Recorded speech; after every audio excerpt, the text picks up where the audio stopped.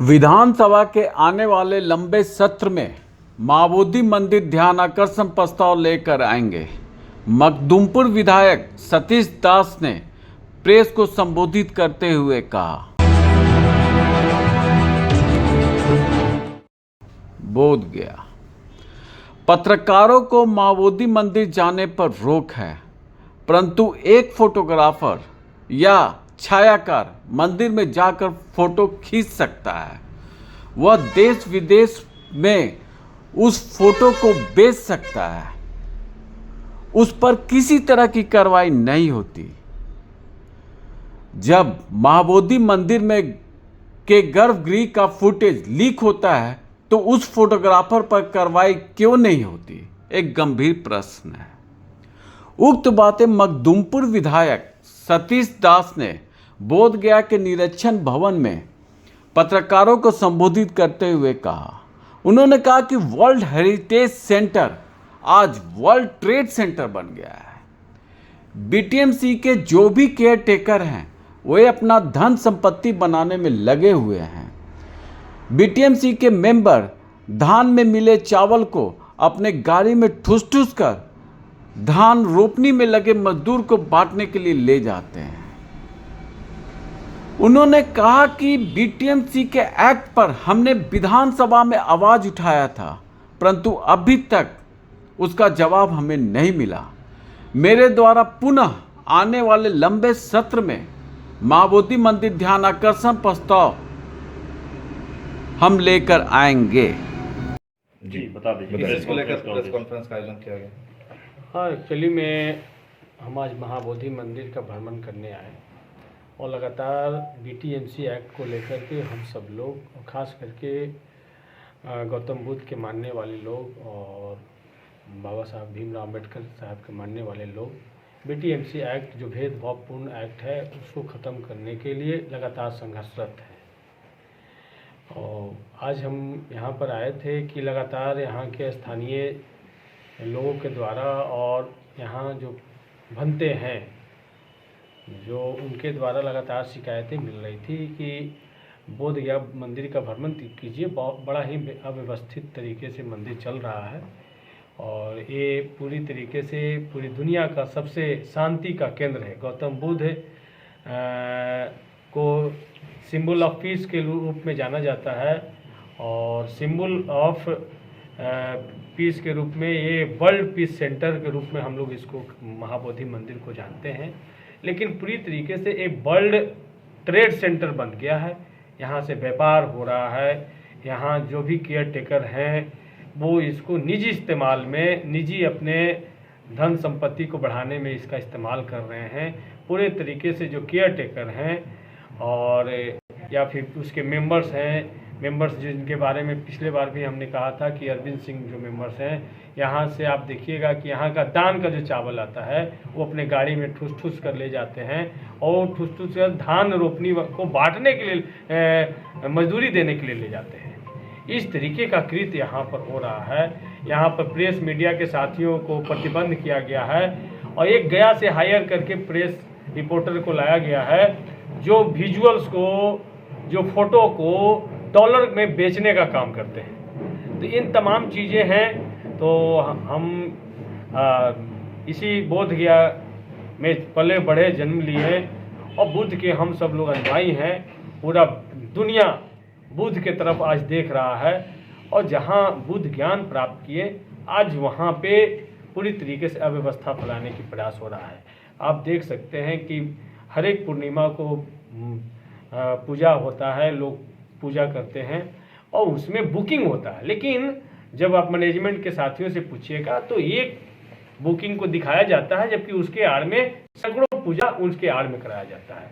अंदर में पहले यहाँ स्थानीय जो कारोबारी हैं, छोटे छोटे टेंट हाउस चलाने वाले, वो कारपेट बिछाते थे, टेंट लगाते थे, कुर्सी लगाते थे, लेकिन अब देखिएगा कि अंदर में जो केयर टेकर बनते हैं वही टेंट लगा रहे हैं, वही पंडाल लगा रहे हैं, वही कुर्सी लगा रहे हैं और पूरा डॉलर अपने घर ले जाने का उपाय कर रहे हैं और अपना एनजीओ भी इसके आड़ में चला रहे हैं और सारा एनजीओ के माध्यम से काला धन को वो वाइट मनी में बदलने का एक उनका पूरा कारोबार चल रहा है। तो हम तो चाहेंगे 20 तारीख को हमने मुख्यमंत्री को लिख करके दिया है और मुख्यमंत्री से हमने समय मांगा है मिलने का। मुख्यमंत्री से मिल करके सारा लिखित एविडेंस के साथ हम प्रूफ सौंपेंगे कि यहाँ जो केयर टेकर के रूप में जिन भंतों को रखा गया है उनका साप्ताहिक विजिट कलकत्ता में होता है। कलकत्ता में वो क्या तांडव करने जाते हैं वो भी हम आपको आने वाले दिन में विजुअल और फोटो आपको देंगे कि वो वहाँ क्या करने जाते हैं। यहाँ के जो बीटीएमसी के मेंबर्स हैं वो थाईलैंड में जा कर के क्या नृत्य प्रस्तुत कर रहे थे वो नृत्य भी का भी विजुअल हम लोग आने वाले दिन में आप सवाल उठाया है बीटीएमसी एक्ट 1949 का, लेकिन सरकार ने अभी तक जवाब नहीं दिया है। पुनः जब हमारा जो बजट सत्र होगा, जो लंबा सत्र होता है, उसमें इन महाबोधि मंदिर पर हम अलग से ध्यान आकर्षण प्रस्ताव लेकर के आएंगे और ध्यान आकर्षण प्रस्ताव के माध्यम से हम लोग इस महाबोधि मंदिर के अव्यवस्था पे विधानसभा में हम लोग चर्चा करेंगे। अच्छा, क्या कारण है? आप लोग अपने स्तर से तो कुछ जांच कराते होंगे, क्या कारण है जो मीडिया को रोका जाता है यहाँ पे मंदिर में? क्या कुछ गलत होता है जो बाहर निकल नहीं जाए? नहीं, अभी आपने देखा है कि सीसीटीवी फुटेज भी बेचा जाता है, लेकिन क्या है कि अभी आपको आईबी के लोग, तमाम लोग, आईजी स्तर के लोग आकर के जांच करके गए हैं। तो किन लोगों पर कार्रवाई हुआ? एफसीआरए कोड जिनके वजह से खत्म हुआ और करोड़ों रुपया नुकसान में महाबोधि मंदिर गया, मैनेजमेंट कमेटी करोड़ों रुपया नुकसान में गया, क्या उस अकाउंटेंट पे, उस कलर कोई कार्रवाई हुई? आप देखिएगा तो उसको और प्रमोशन दिया गया। तो पूरा मैनेजमेंट काले धंधा में लगा हुआ है, ये स्पष्ट रूप से है। ये भी एक बहुत बड़ा प्रश्न है कि एफसीआरए जब बंद हो गया तो विदेश से फंड कैसे आता है? विदेश से फंड अगर दान कैसे आता अगर है? मेंबर्स के या केयर टेकर के अकाउंट्स को जांच कर लिया जाए उनके इर्द गिर्द रहने वालों का, तो पता चलेगा कि डॉलर उनके खाते में आ रहा था। तो हम तो चाहेंगे सरकार से कि खास करके केयर टेकर और उसके अलावा बीटीएमसी के जो मेंबर अरविंद सिंह ज्यादा एक्टिव होते हैं इसमें, इन तमाम लोग की संपत्ति की जांच की जाए। एक महाबोधि मंदिर के नाम पर एक काली कमाई का जरिया बना लिए हैं। इनका तो भोजन भी रेस्टोरेंट से जाता है। बाहर से कौन आके यहाँ फोटोग्राफी करते हैं? बाहर से फोटोग्राफी तो एक ही जिला प्रशासन ने क्या साठगांठ है डीएम के साथ में या बीटीएमसी के साथ में कि एक ही मनीष भंडारी जी को अधिकृत किया गया है। क्या मनीष भंडारी को किसी सरकार ने व्यवस्था के तहत रखा है? क्या वो वेतन भोगी कर्मचारी हैं या उनको अंदर का सारा फुटेज देश विदेश में बेचने की खुली छूट मिला है?